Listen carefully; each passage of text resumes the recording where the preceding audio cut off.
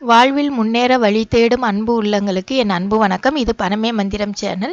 இன்னைக்கு நம்ம பார்க்கக்கூடிய ஒரு வேலைவாய்ப்பு செய்தி அப்படிங்கிறது ஒரு மத்திய அரசு வேலைவாய்ப்பு செய்தியை தான் நம்ம இன்னைக்கு பார்க்க போகிறோம். இதில் இன்னைக்கு NIT அப்படின்னு சொல்லக்கூடிய நேஷ்னல் இன்ஸ்டிடியூட் ஆஃப் டெக்னாலஜி திருச்சிராப்பள்ளியிலேருந்து வந்திருக்கக்கூடிய நோட்டிஃபிகேஷன் தான் இன்னைக்கு பார்க்க போகிறோம். இது வரைக்கும் சப்ஸ்கிரைப் பண்ணலன்னா மறக்காமல் சப்ஸ்கிரைப் பண்ணிக்கோங்க. வாங்க வீடியோக்குள்ளே போகலாம்.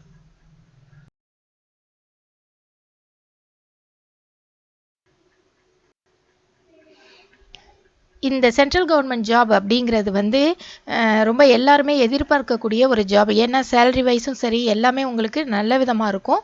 இதில் பார்த்தீங்க அப்படின்னாக்கா இப்போ NITலேருந்து வந்திருக்கக்கூடிய இந்த நோட்டிஃபிகேஷன் பார்த்தீங்கன்னா நிறைய போஸ்டிங்ஸ் இருக்குது, அது வேக்கன்சிஸும் நிறையா இருக்குது.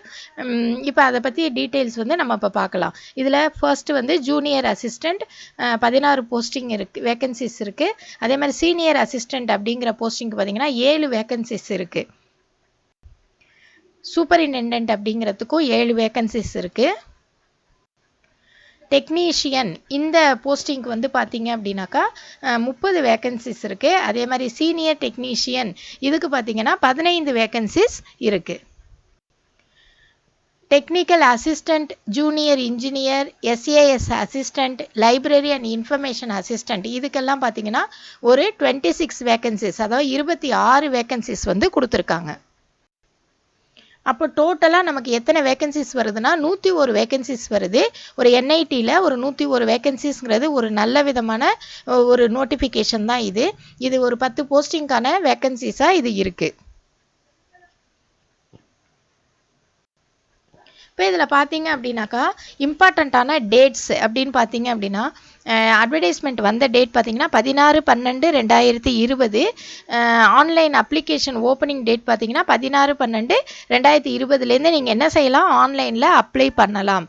அப்போ க்ளோசிங் டேட் எப்போ அப்படின்னு பார்த்தீங்கன்னா 18/1/2021, அதாவது ஜனவரி 18ஆம் தேதி வரைக்கும் உங்களுக்கு விண்ணப்பிக்கிறதுக்கு கால அவகாசம் இருக்குது. இப்போ ஏஜ் லிமிட் அப்படிங்கிறது பார்த்தீங்கன்னா 27 இயர்ஸ் வந்து உங்களுக்கு ஏஜ் லிமிட்டாக கொடுத்துருக்காங்க. ஒரு சில ஜாபுக்கு வந்து 30 இயர்ஸ் வரைக்கும் கூட இருக்குது. இதில் ஏஜ் ரிலாக்ஸேஷனும் இருக்குது. இப்போ ஏஜ் ரிலாக்ஸேஷன் அப்படின்னு நீங்கள் பார்க்கும்போது SC ST இதுக்கு பார்த்தீங்கன்னா 5 இயர்ஸ் கொடுத்துருக்காங்க. OBCக்கு 3 இயர்ஸ், அதே PWDக்கு வந்து 10 இயர்ஸ், அதே PWD OBCயில் இருந்தாங்க அப்படின்னா 13 இயர்ஸ், அதே PWD SC STயாக இருந்தால் 15 இயர்ஸ், எக்ஸ் சர்வீஸ் மேனுக்கு அதே மாதிரி 3 இயர்ஸ். இந்த மாதிரி எல்லாருக்கும் என்ன இருக்குது, ஏஜ் ரிலாக்ஸேஷன் இருக்குது. நீங்கள் எந்த கேட்டகரியில் வர்றீங்கிறத தெளிவாக பார்த்துட்டு நீங்கள் என்ன செஞ்சுக்கலாம், அப்ளை பண்ணிக்கலாம். இப்போ ஃபீஸ் ஸ்ட்ரக்சர் அப்படின்னு சொல்லி நீங்கள் பார்க்கும்போது இதில் UR அப்படின்னா ஜென்ரலுக்கும் எக்கனாமிக் வீக்கர் செக்ஷனுக்கும் OBCக்கும் பார்த்தீங்க அப்படின்னாக்கா 1000 ரூபாய் வந்து உங்களுக்கு ஃபீஸ் ஸ்ட்ரக்சராக வச்சுருக்காங்க. அதுவே SC ST PWD விமன் இவங்களுக்கெல்லாம் வந்து 500 ரூபாய் வச்சுருக்காங்க.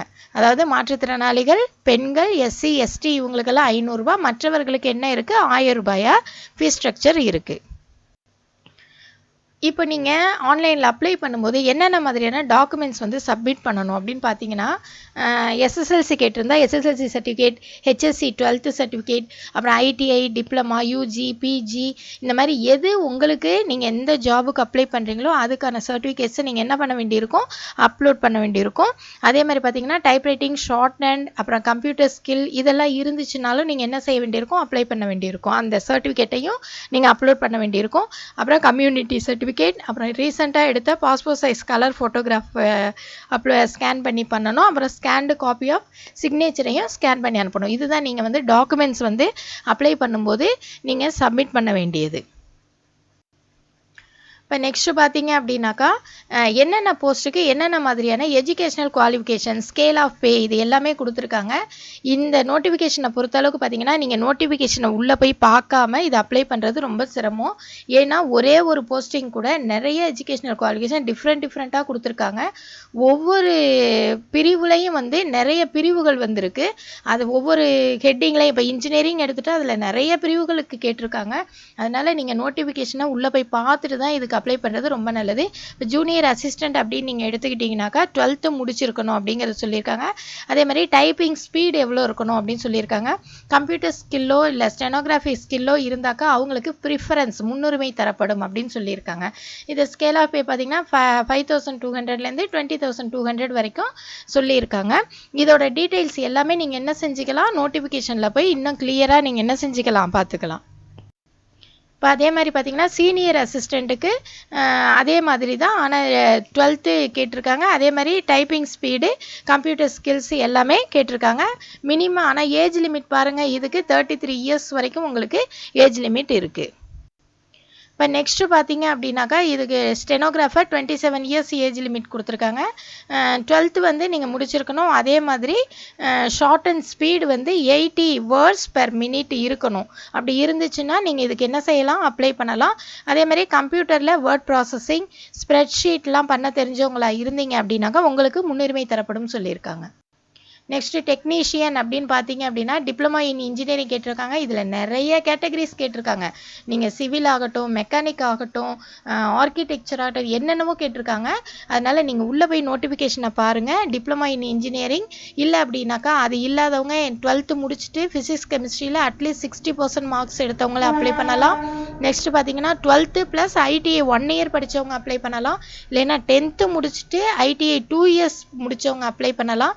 பிஎஸ்சி நர்சிங், டிப்ளமா நர்சிங், இதில் நர்சிங்கில் அதே மாதிரி ஃபார்மசி முடித்தவங்க, இவங்க எல்லாத்துக்கும் இந்த டெக்னீஷியன் லிஸ்ட்டில் என்ன இருக்குது, ஜாப்ஸ் இருக்குது. ஒரு இன்ஜினியரிங் இல்லைன்னா 12th முடித்தவங்க அப்ளை பண்ணலாம்.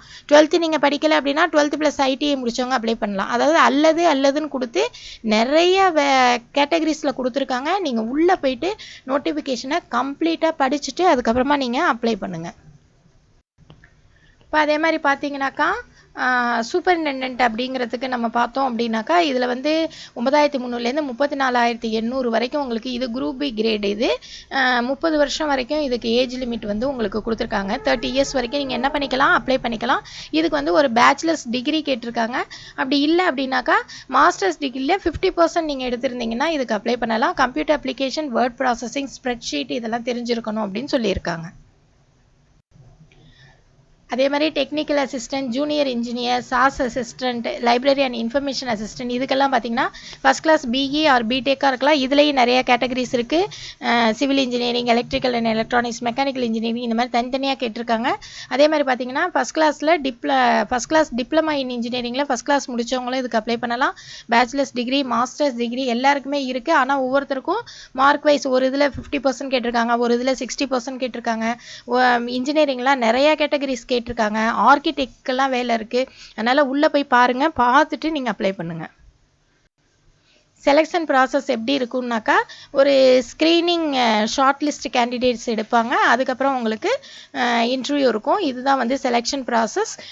இதில் வந்து நீங்கள் இந்த மாதிரி தான் உங்களுக்கு செலக்ட் பண்ணுறதா நோட்டிஃபிகேஷனில் தெளிவாகவே சொல்லியிருக்காங்க. நெக்ஸ்ட்டு வெப்சைட் லிங்க்ஸ் என்ன அப்படின்னு கேட்பீங்க. வெப்சைட் லிங்க்ஸ் வந்து நான் டிஸ்கிரிப்ஷனில் வந்து உங்களுக்கு கொடுக்குறேன். அதில் போயிட்டு நீங்கள் ஃபுல்லாக பார்த்துக்கலாம். இந்த வீடியோ உங்களுக்கு பிடிச்சிருந்தா லைக் பண்ணுங்கள், ஷேர் பண்ணுங்கள், மறக்காமல் சப்ஸ்கிரைப் பண்ணுங்கள். தேங்க்ஸ் ஃபார் வாட்சிங்.